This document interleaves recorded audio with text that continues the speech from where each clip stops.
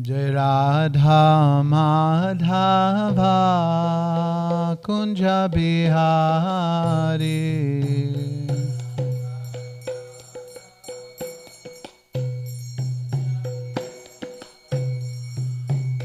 Radha Madhava Kunja Bihari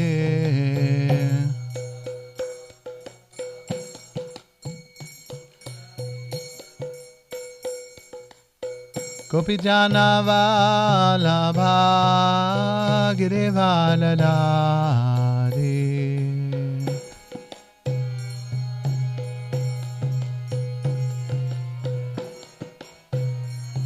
Jai Gopijana Vallabha Girivaladari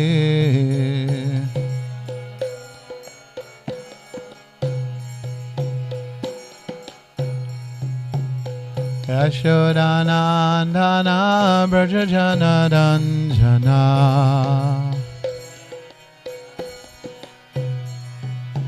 Yashodanandana Brajajana Ranjana Jamunatira Vanachari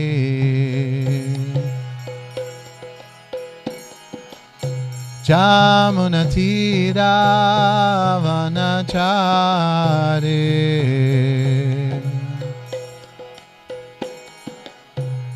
Jai Radha Madhava Kunja Bihari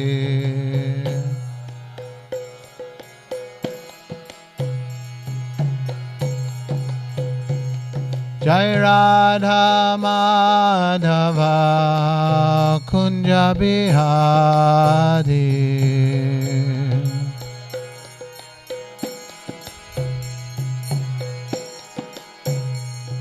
Agopi Jana Vallabha Girivadadari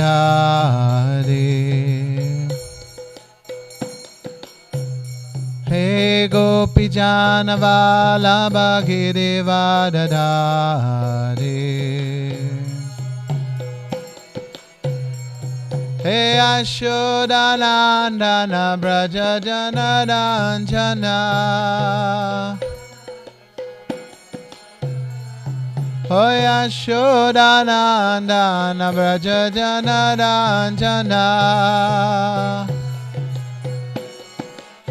Jamunatira Vanachari Jamunatira Vanachari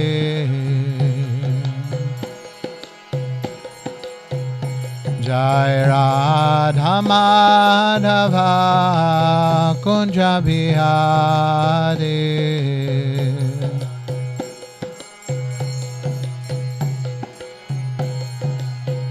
Jaya Radha Madhava Kunja Bihari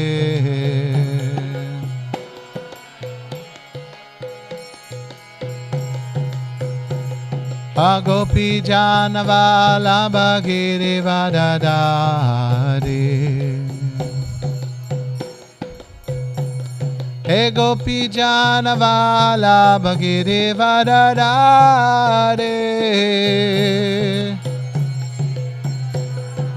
Yashodanandana Brajajana Ranjana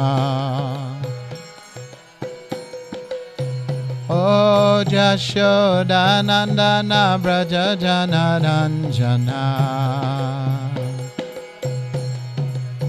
Oh Yashodanandana Brajajana Ranjana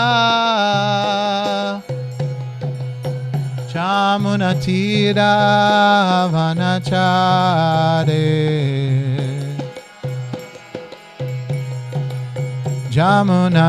Jamunatira Vanachari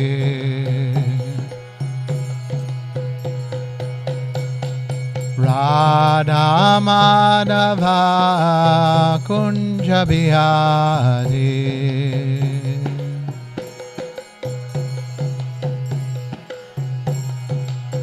Jaya Radha Madhava Kunja Bihari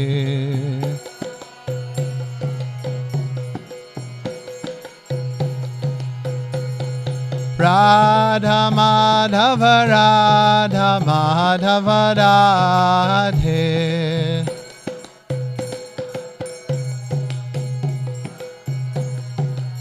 Jaya Radha Madhava Radha Madhava Radhe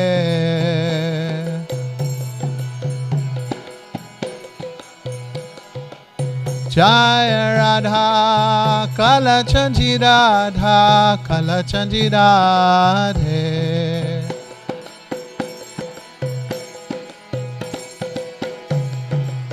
Jai Radha Kala Chanji Radha Kala Chanji Radhe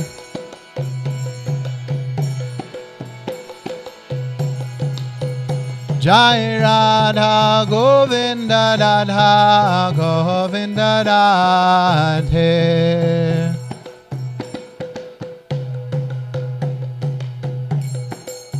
Jai Radha Govinda Radha Govinda Radhe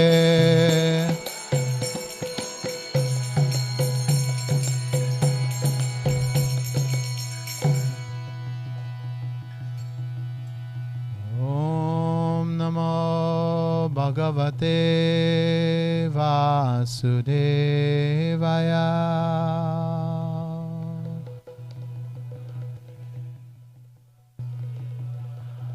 Om Namo Bhagavate Vasudevaya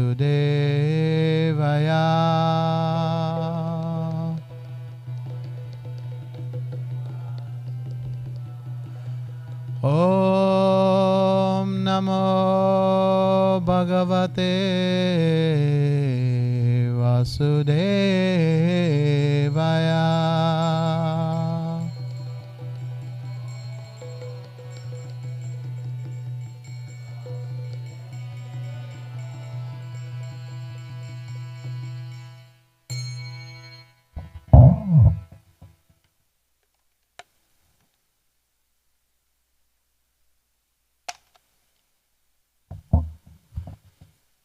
So if you'd like to look up on your phones, I want to read from Canto 4, Chapter 7, Text 31.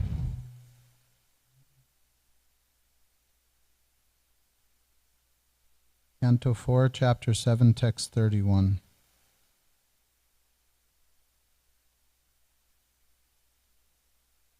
Since Monday is speaker's choice, I picked a verse from where I'm reading in the Bhagavatam. I got to get it myself.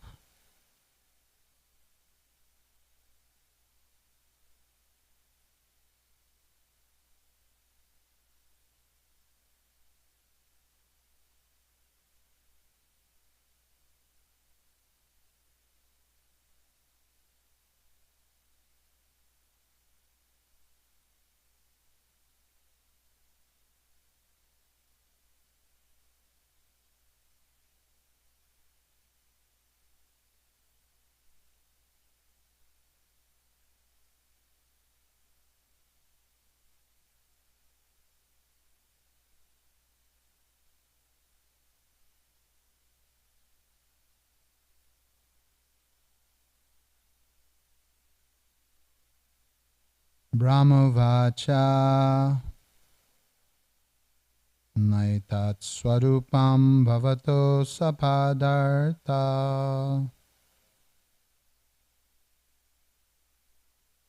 Veda Grahaya Purusho Yavadikshet Yanasya Chartasya Gunasya Chashrayo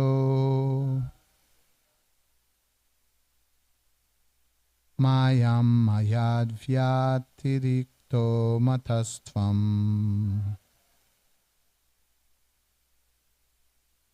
Brahmovacha Naitat Swarupam Bhavato Sapadartaha Veda Grahaya Purusho Yavadikshet Yanasya Chartasya Gunasya Chashrayo Maya Mayadvyatirikto Matastvam. Please chant.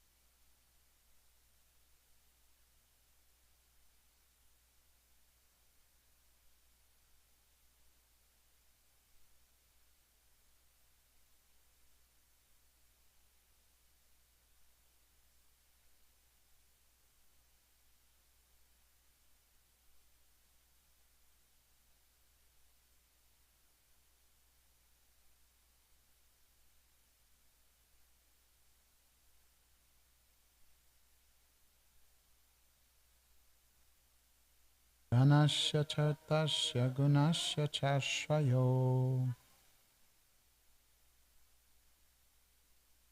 Maya Mayadvyatirikto Matastvam. So we're reading from Srimad Bhagavatam, Canto 4, Chapter 7, Text 31. And we can do the synonyms together.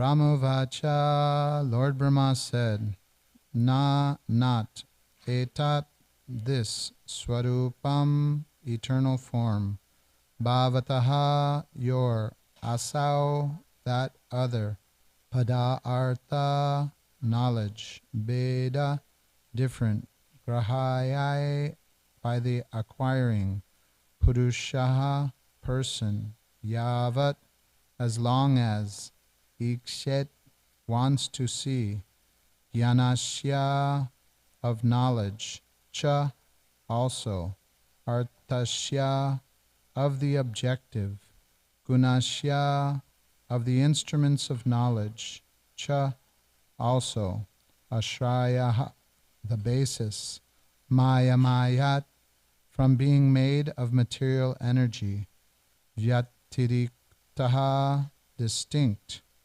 mataha, regarded, tvam, you. The translation and purport by His Divine Grace, Srila A.C. Bhaktivedanta Swami, Srila Prabhupada Ki.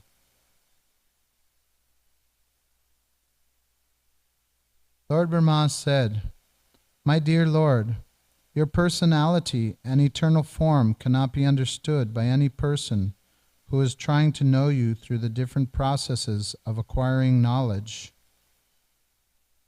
Your position is always transcendental to the material creation, whereas the empiric attempt to understand you is material, as are its objectives and instruments. Purport. It is said that the transcendental name, qualities, activities, paraphernalia, etc. of the Supreme Personality of Godhead cannot be understood with our material senses.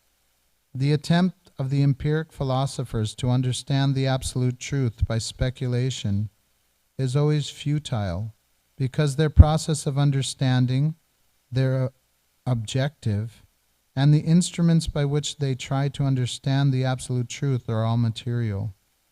The Lord is aprakrita, beyond the creation of the material world.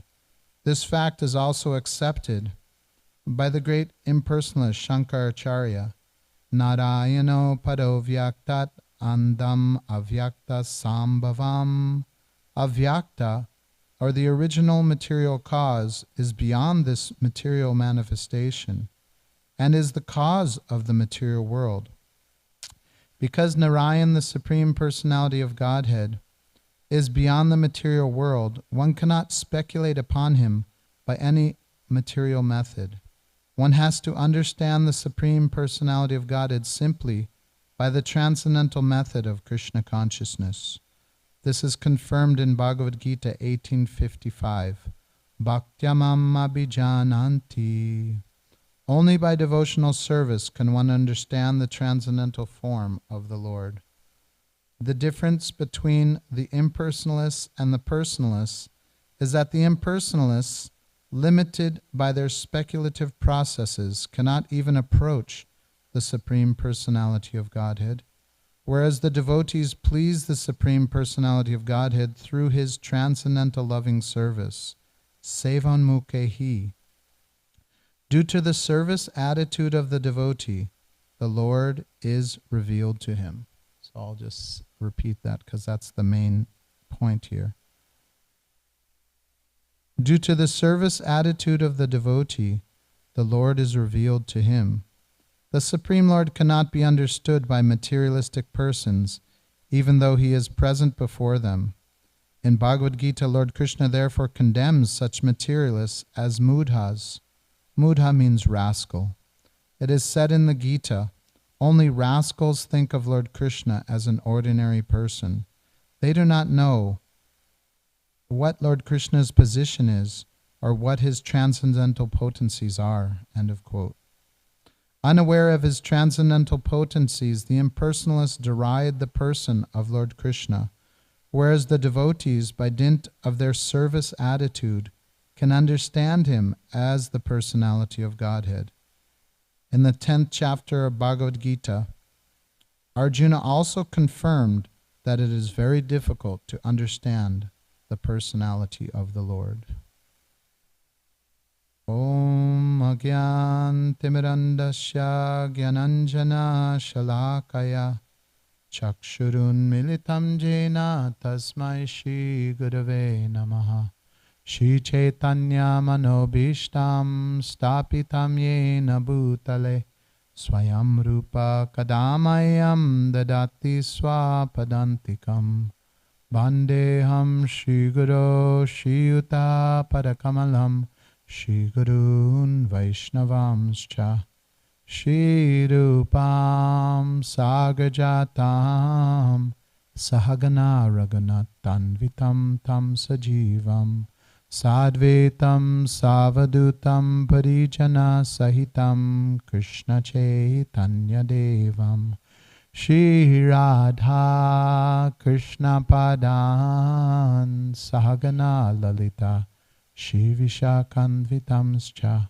He Krishna Karuna Sindho Dinabandho Jagatpate Gopesha Gopika Kanta Radha Kanta Namostute Tapta Kanchana Gaurangi Radhe Brindavaneshwari Vrishabhanu Sute Devi Pranamami Hari Priye Vanchakalpatarubhyascha Kripa Sindhubhya Cha Patitanam Pavanebhyo Vaishnavebhyo Namo Namaha Jaya Shri Krishna Chaitanya Prabhu Nityananda Shri Advaita Gadadhar Shivasari Gauda Bhakta Vrinda Hare Krishna Krishna Krishna Hare Hare Hare Rama Rama Rama Hare Hare. Lord Brahma said, my dear Lord, your personality and eternal form cannot be understood by any person who is trying to know you through the different processes of acquiring knowledge. Your position is always transcendental to the material creation. whereas the empiric attempt to understand you is material, as are its objectives and instruments. So in this section of the Bhagavatam that I chose is where I'm reading from. It's the pastime of Daksha becoming envious and upset with Shiva, who's his son-in-law. And as we know how the story goes, you may remember how Daksha entered the place where Shiva and all the demigods were, and Shiva didn't stand up, and Daksha felt insulted that why is he not respecting my position because I'm his father-in-law, which is a superior material situation. But as we see in later verses, Shiva tells his wife Sati that actually, because I'm constantly absorbed in meditating on Krishna's lotus feet and remembering Krishna, then I was already offering obeisances to Krishna within the heart. And Prabhupada says that actually when you do show respect to another person or do dandavats or pranams, that you're actually respecting the form of the Lord within the heart. And since Shiva was already fully absorbed in meditating on Krishna's lotus feet and fully Krishna conscious and a pure devotee, he was already offering obeisances to Krishna within the heart of Daksha and to Daksha as a spiritual or as a spirit soul. And as the pastime continues, Daksha decided, well, let me perform a sacrifice and I won't invite Shiva, which is an offense, because whenever there's a sacrifice done, all the demigods should be invited, and specifically Vishnu is worshipped, but all the demigods should be invited and honored, and they're given their due portion of the sacrificial results. So Sati, Shiva's wife, understanding the situation, she asked her husband, Lord Shiva, I want to go to this sacrificial performance observed by my father. And Shiva was saying it won't be a good idea because he's inimical to me and he won't show you he won't give you any attention and you'll be offended and it'll be a devastating result. He even said that you will commit sati, you know. That's what her name, I guess she started this. And later in the verses, it's explained that she didn't go because she just wanted to. Like sometimes in the purports, Prabhupada said, ladies like to go to social gatherings, especially when there's family members and whatnot. But actually, in the further verses, Prabhupada clarifies that she didn't go just because she wanted to associate with family members in a social atmosphere. She actually went to glorify her husband, and she went with the intention of trying to help her father change his misconception of Shiva. And she went to say that great personalities, they look at another person and they may see the good and the bad, but they take one tiny quality and they magnify it. Even if it's a bad quality, they magnify it and see the potential in that person and see the good. And Prabhupada puts in one sentence that the quality of a great person is that they see the good in others and they magnify it. Or even they see the bad in others, but they magnify it and make it good. Whereas Sati was telling Daksha, you see Shiva's good qualities as bad. You see the opposite. Whereas Shiva, he doesn't see any bad qualities in anybody.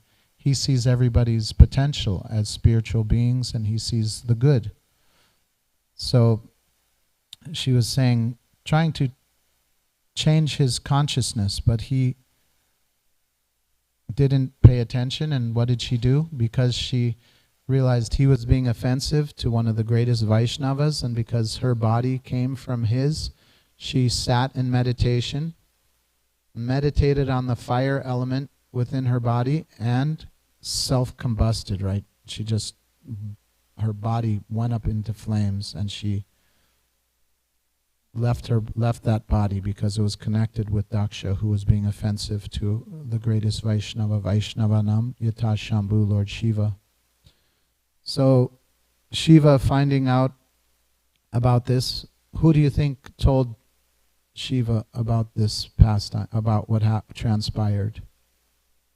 Narada Muni. And it says in the purport that Narada Muni is the one who always brings the news of all these activities to everybody.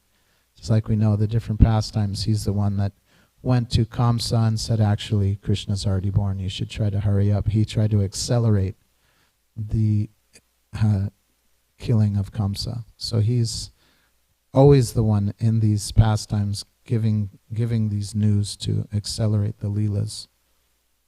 So Shiva, becoming angry, pulled out a hair from his head. The hair immediately was electrified and looked like lightning. And in anger, he threw it to the ground, and this huge demon, who remembers the name of the demon? Virabhadra. He appeared and immediately prostrated himself and asked Lord Shiva, what is my service? And Lord Shiva told him to go kill Daksha. And he circumambulated Lord Shiva, and along with the associates of Shiva, his associates are ghosts and hobgoblins. You know what a hobgoblin is? I don't know exactly, but it's a funny word, right? It's some kind of a ghostly character. So they all went with Virabhadra to the sacrificial arena, and Virabhadra was trying to behead Daksha, but he couldn't. He was trying in different ways, and he was even trying hymns, it said. I was thinking, when you hear of hymns, like, we come from Judeo-Christian background, those are like songs. So he was like, okay, the weapons weren't working, let me try to sing a song over here and see if that'll work. So he was trying different mantras, basically. And then that wasn't working also, so he took one of the instruments used for the fire sacrifice and beheaded Daksha and threw his head into the southeastern part of the sacrificial fire. Right? That's what I remember reading. And then the hobgoblins and ghosts, they also did different atrocities and ruined the atmosphere of the sacrifice. And then Lord Brahma, hearing about this, went to Lord Shiva and appeased him, saying that, they all made prayers to Lord Shiva, saying, please rectify the situation and don't become angry. I forgot exactly the way he approached him. But Shiva said, okay, because Daksha did this, he basically asked him, bring him back to life, please. He was trying to do a sacrifice for Vishnu. Although he had the ill consciousness, the bad intentions of, disrespecting you, please help rectify the situation. He said, okay, so there was a goat there that was going to be used for a sacrifice. They used animals to test the power of mantras in those days. And they would sacrifice an animal, but it would become rejuvenated into a younger, more vital, more vibrant life form. And that was a test if they had mantra shakti, if their mantras were potent. So there was a goat there, and Shiva beheaded the goat and gave Daksha the head of a goat. And there was another person that one of the hobgoblins poked his eyes out.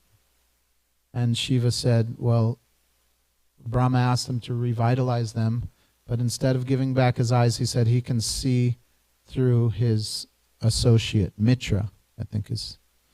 And then there was another person that he busted his teeth. So one of the people busted his teeth out because he was laughing at Shiva, showing his teeth and laughing.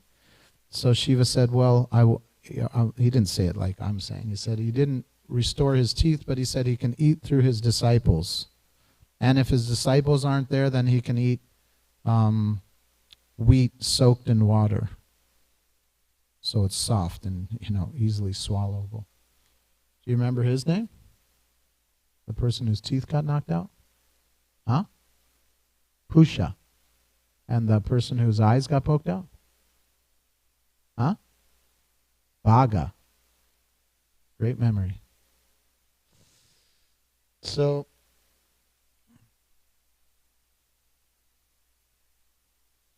so here then further on now, then Daksha is asked to continue the fire sacrifice, which he does. And as soon as he starts, once they clean up the area, actually the hobgoblins and ghosts, they passed stool and urine in different places and broke things. And they cleaned up the sacrificial arena, brought everybody back to life. And Daksha started the sacrifice again, started to make mantras into the yajna, and who appeared? How many arms? Yeah. And then Vishnu appeared with 8 arms holding different symbols, weapons, riding on back of Garuda. And then all the different personalities start offering prayers to Vishnu. And Daksha's wife, Shiva, Indra, everybody, and it's a beautiful section in the Bhagavatam, a beautiful section of prayers. And here is one of the prayers where Lord Brahma, seeing the Lord, offers prayers. And we see, Prabhupada elaborates, that we can't see the Lord or know of the Lord with material senses or material abilities, because the Lord is, remember the word used in the purport? The Sanskrit word? Avyakta, right? The Lord is beyond the material creation. So how is it that we're seeing the Lord? We see the deity. We hear the holy names. We take prasadam. All these things are said to be non-different from Krishna. If Krishna is beyond, even one of the prayers,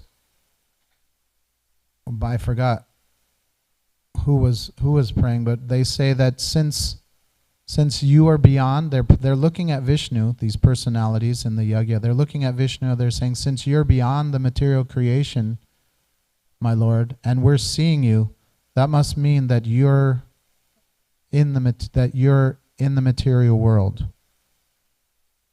They came to that conclusion. But actually, the reality is that Krishna reveals himself according to his sweet will, right?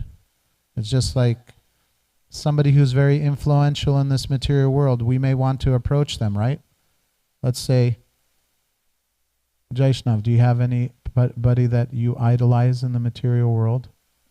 Anybody that you would like to take darshan of? I mean, that you would like to meet in the material world, a famous person? It could be a sadhu also. It doesn't have to be like a famous singer or a sports person. A lot of people in the material world, they would like to meet, let's say like my son. My son would probably like to meet Messi. He's very famous soccer player. But how would he go about it? Could he just try to get his phone number and call him? No, he couldn't. But if he did something to, let's say for some circumstance of fate that he met Messi's children, and the children, he did something nice for a family member of Messi, then Messi would be disposed, let me give him my association. It's the same way with Krishna, that it's Prabhupada's saying in the purport that only by the transcendental system, only by engaging in devotional service, does Krishna decide to reveal himself to the devotee. Right?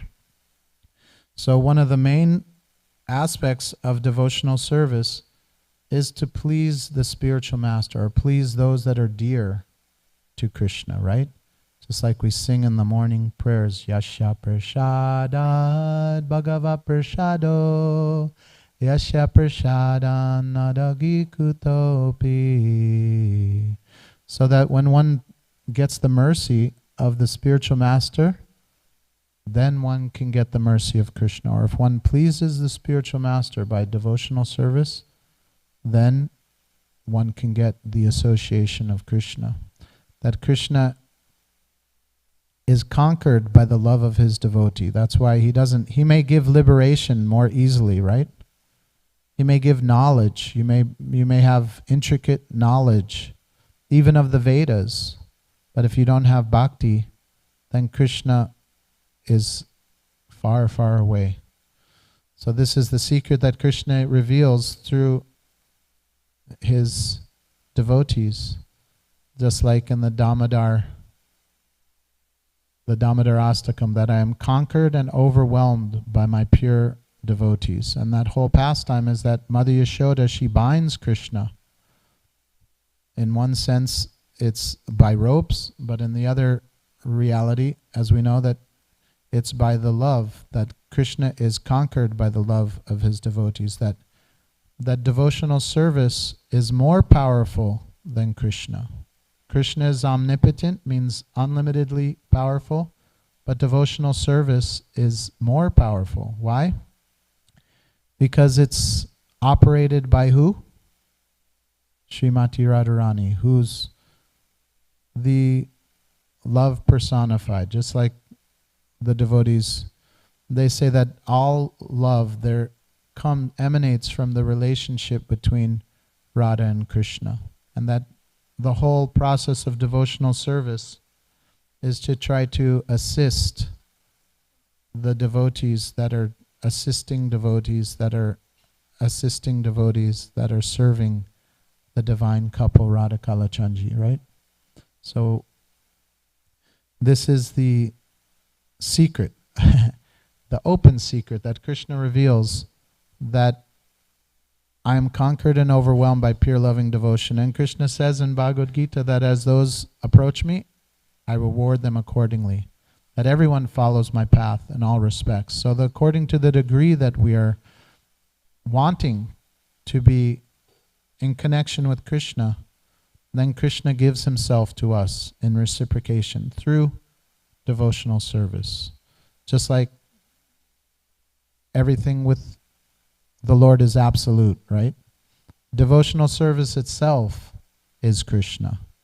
So that if we have devotional service, if we're given the opportunity to chant, if we're given the opportunity to hear about the Lord's pastimes, if we're even given the opportunity to take prasadam, that means that's also service. That means we're getting the direct, personal, loving reciprocation from Krishna, and we're getting Krishna's direct association. And to the degree that we want to see Krishna personally in our lives, to that degree he reciprocates. He's very, like the word rasaraj, rasa bihari, that he's very, that his existence is to reciprocate love. Sometimes they say God is love, right? So with that, what does that mean? In Vaishnavism, that means devotional, that we engage all of our thoughts, all of our words, all of our activities to personally please the Supreme Personality of Godhead, and personally please the Supreme Personality of Godhead servants. It becomes more and more personal. Just like the demigods.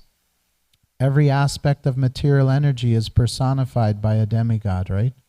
The sun is Surya, the moon is Chandra, the wind is Vayu, water, Varuna, It's even said that our eyes, our blinking of our eyes is controlled by a certain demigod. So that it gets more and more personal, right? Just like I was reading one pamphlet on the Vaishnava etiquette by Bhakti True Maharaj. And it said that a Vaishnava, before they put their feet on the earth, they ask for forgiveness to Bhumi. Bhumi is personified. It's actually, Bhumi is the consort of Varahadev, right? So before we put our feet on the earth, we please forgive me, Mother Bhumi, for making that offense. So everything gets more and more refined in personal loving service to the Lord. So this is revealed in this purport. Lord Brahma is praying that you cannot be understood by empiric knowledge. Empiric knowledge means just trying to figure out the potency or the personality of God through our mental abilities. But in the purport, Prabhupada quotes that Krishna is telling us in Bhagavad Gita, Bhaktyamam avijananti avanyaschasmi tatvataha tato mam tatvato gyatva vishate taranantaram. I think I mixed two verses, right? The translation is that one can know me as I am, Krishna is saying, only by pure devotional service. And when one is fully absorbed in such service, then I reveal myself, and one can enter into the kingdom of God.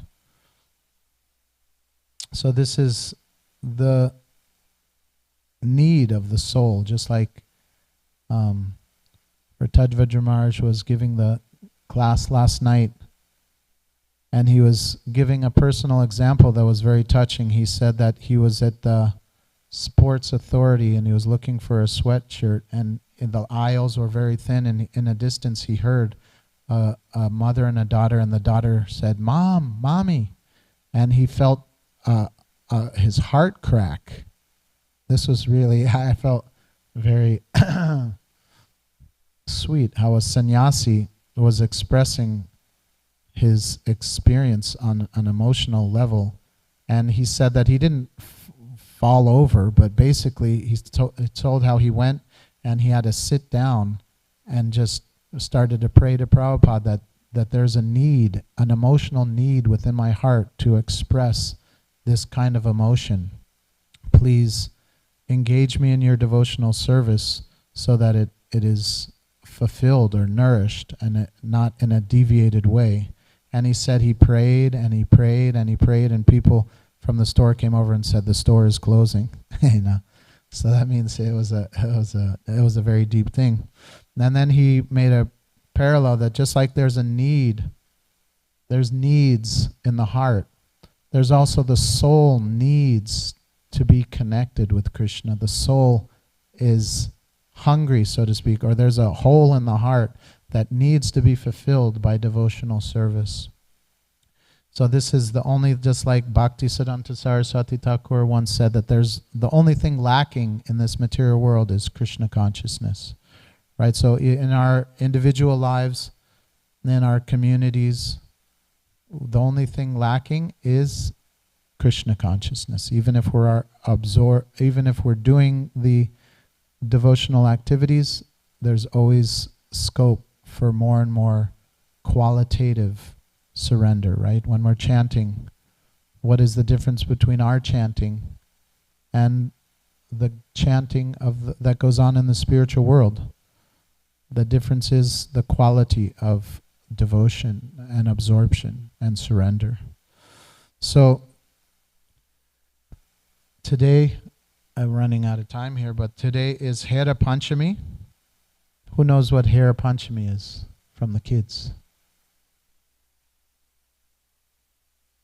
So it's a festival that after Jagannath Rath Yatra, when Lord Jagannath goes to Gundicha, after 3 or 4 days, the Lakshmi Devi from the Jagannath temple, which is called Nilachala, she's wondering, why is my husband, he said he would be back the next day. Why is he gone for so long? And there's a festival where the Lakshmi deity comes out and is carried on a palanquin, and she goes to see what's taking her husband Jagannath so long. So I'll read some verses from the Chaitanya Charitamrita about Hera Panchami, and then we can have discussion for a little bit because it's already 8:27. So this is from the Madhya Lila, chapter 14, text 106. Knowing that the Hera Panchami festival was drawing near, King Prataparudra attentively talked with Kashi Mishra. Tomorrow will be the function of Hera Panchami, or Lakshmi Vijay. Hold this festival in a way that it has never been held before. King Prataparudra said, hold this festival in such a gorgeous way that upon seeing it, Chaitanya Mahaprabhu will be completely pleased and astonished. Take as many printed cloths, small bells, umbrellas, and chamras as there are in my storehouse and in the deity's storehouse. Collect all kinds of small and large flags and ringing bells. Then decorate the chariot and have various musical and dancing parties accompany it. In this way, decorate the carrier attractively. You should also double the quantity of prasadam. Make so much that it will even surpass the Rath Yatra festival. Anybody been to Rath Yatra in Puri? Okay, we should go on a yatra as a Kalachanji community.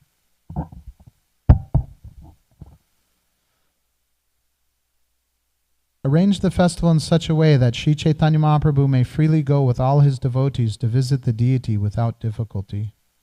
In the morning, Sri Chaitanya Mahaprabhu took his personal associates with him to see Lord Jagannath at Sundarachala.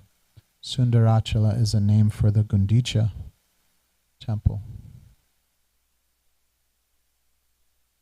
Then Sri Chaitanya Mahaprabhu and his personal devotees returned to Nilachala with great eagerness to see the Hera Panchami festival. Kashi Mishra received Chaitanya Mahaprabhu with great respect, and taking the Lord and his associates in a very nice place, he had them seated. After taking his seat, Sri Chaitanya Mahaprabhu wanted to hear about a particular mellow of devotional service. Therefore, mildly smiling, he began to question Swarup Damodar.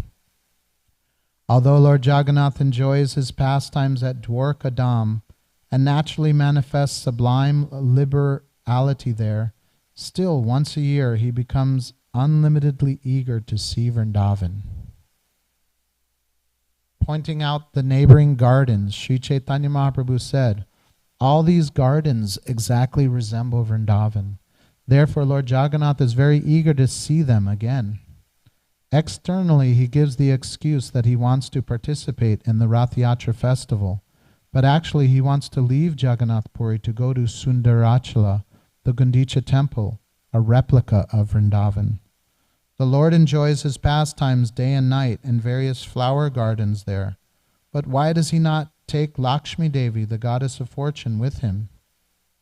Swarup Damodar replied, my dear Lord, please hear the reason for this. Lakshmi Devi, the goddess of fortune, cannot be admitted to the pastimes of Vrindavan. In the pastimes of Vrindavan, the only assistants are the gopis.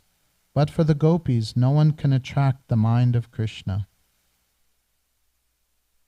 The Lord said, under the car festival, using the car festival as an excuse, Krishna goes there with Subhadra and Baladev.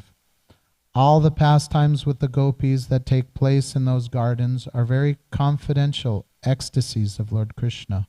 No one knows them. Since there is no fault at all in Krishna's pastimes, why does the goddess of fortune become angry? Swarup Damodar replied, it is the nature of a girl afflicted by love to become immediately angry upon finding any neglect on the part of her lover.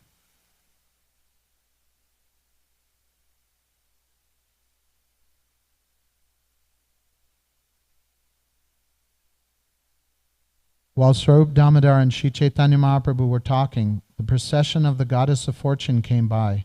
She was riding upon a golden palanquin carried by 4 men and bedecked with a variety of jewels.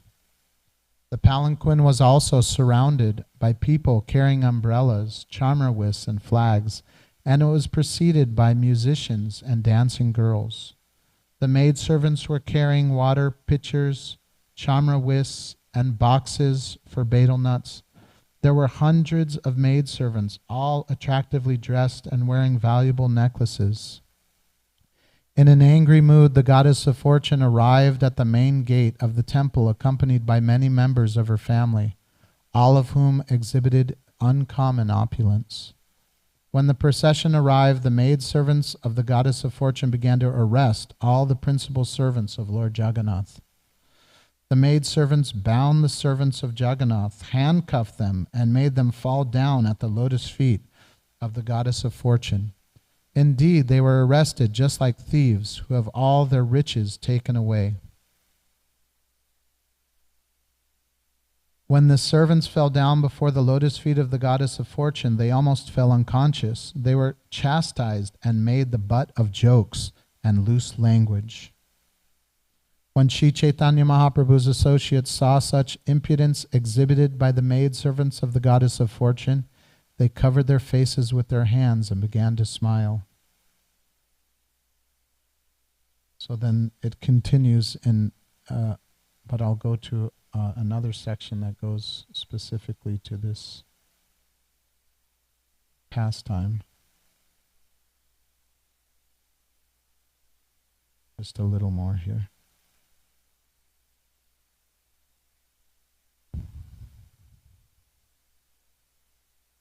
So it is not possible to describe the unlimited pastimes of Sri Krishna, even though he himself describes them in his incarnation of Sahasra Vadana, the 1,000-mouthed Seshanaga. We'll just read about 30 verses here. At this time, Srivas Thakur smiled and told Swarup Damodar, "My dear sir, please hear, just see how opulent my goddess of fortune is. As far as Vrindavan's opulence is concerned, it consists of a few flowers and twigs, some minerals from the hills, a few peacock feathers, and the plant known as gunja. When Jagannath decided to see Vrindavan, he went there, and upon hearing this, the goddess of fortune experienced restlessness and jealousy. She wondered, why did Lord Jagannath give up so much opulence and go to Vrindavan? To make him a laughing stock, the goddess of fortune made arrangements for much decoration. Then the maidservants of the goddess of fortune said to the servants of Lord Jagannath, "Why did your Lord Jagannath abandon the great opulence of the goddess of fortune, and for the sake of a few leaves, fruits, and flowers, go see the flower garden of Srimati Radharani? Your master is so expert at everything, but why does he do such things? Now bring your master before the goddess of fortune." In this way, all the maidservants of the goddess of fortune arrested the servants of Jagannath, bound them around the waist, and brought them before the goddess of fortune. When all the maidservants brought Lord Jagannath's servants before the lotus feet of the goddess of fortune, the Lord's servants were fined and forced to submit.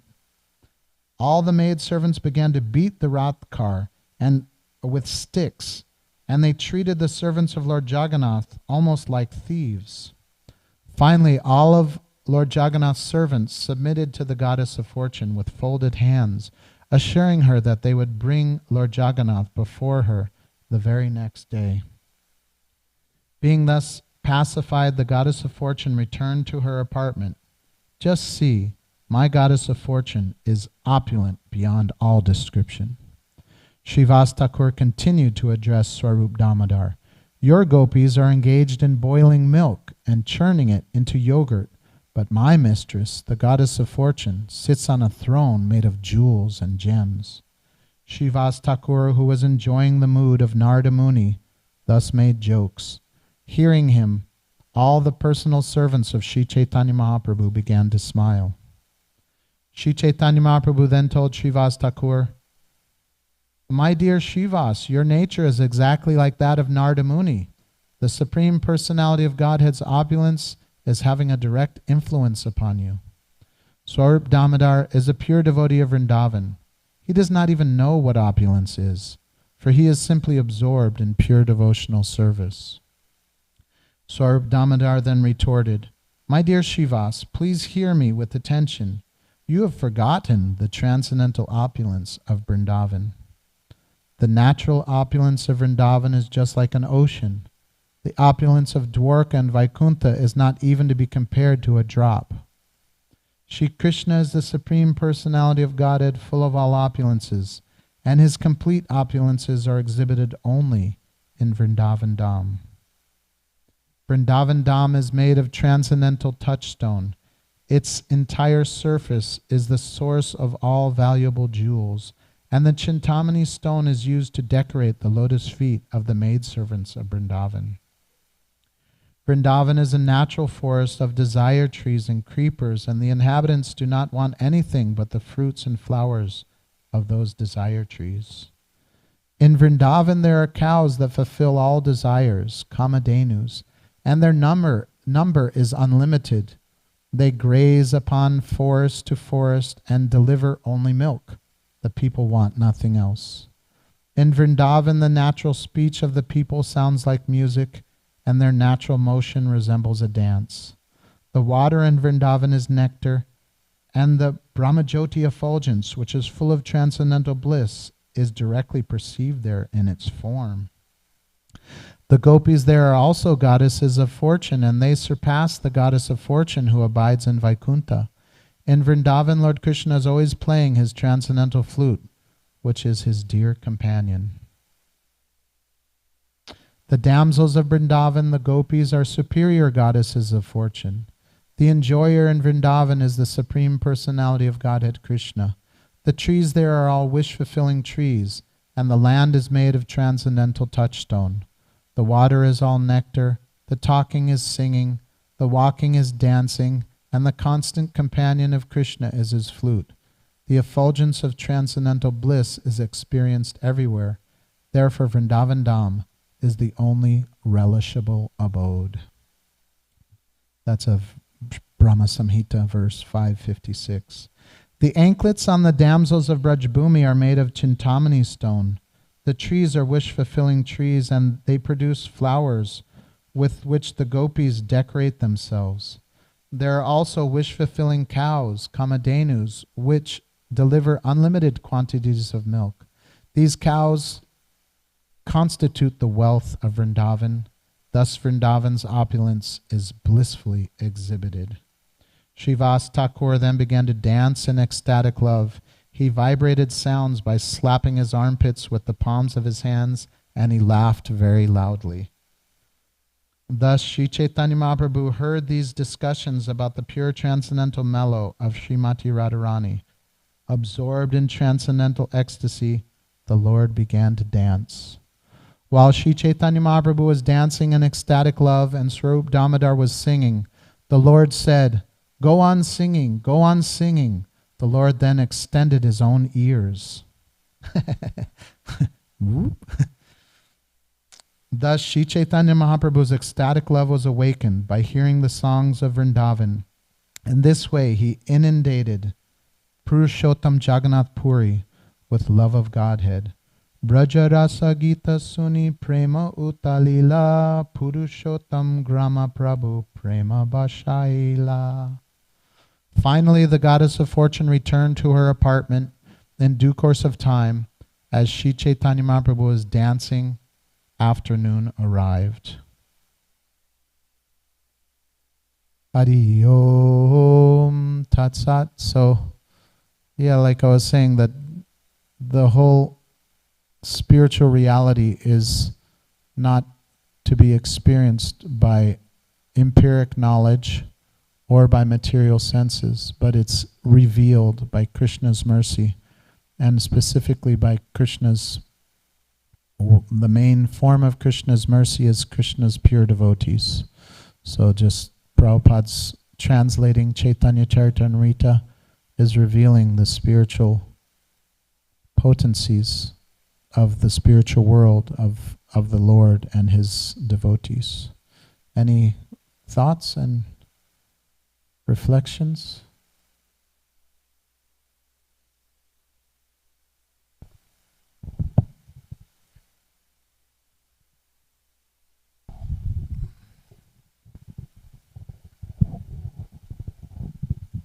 Since Srimati Radharani, everything she does is to please Krishna.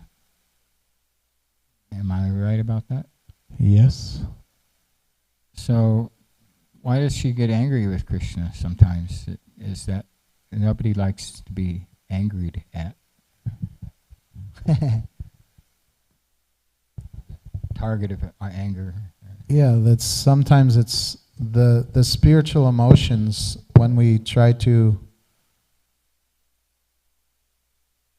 let's say, compare them with material emotions, it's not appropriate. Although they're the reality. Sometimes they say that the material world is the perverted reflection of the spiritual world. So right here we're talking about the love between the Lord and His devotees, which is the highest thing in the spiritual world, but in the material world sometimes it's pervertedly reflected. So it's similar, but it can't be compared. So when we know that from the pure devotees' words that Radharani's only existence is to give pleasure to Krishna, then we should take it for granted that when whatever she does, even if there's like so many different varieties of her emotional expression of how to please Krishna, that enhances Krishna's pleasure. So even anger, just like when sometimes you hear about the devastating mood of separation of the gopis or the Brijbasis, right? When Krishna left Vrindavan, they were almost dead in separation. But then we hear from the acharyas that this mood was the highest ecstasy, that Krishna only left to give them this special experience. So similarly, that we can take it from the lips of the pure devotees that whatever pure devotees do, and specifically whatever Radharani does, enhances the bliss and pleasure of the Lord. Mataji? I'm speaking on behalf of Nainanvita. Prabhuji's question, Nainanvita wants to say that she heard in Nitai Sevani Mataji's class that Radharani gets upset because to give that rasa and enact those pastimes for Krishna. That's her answer.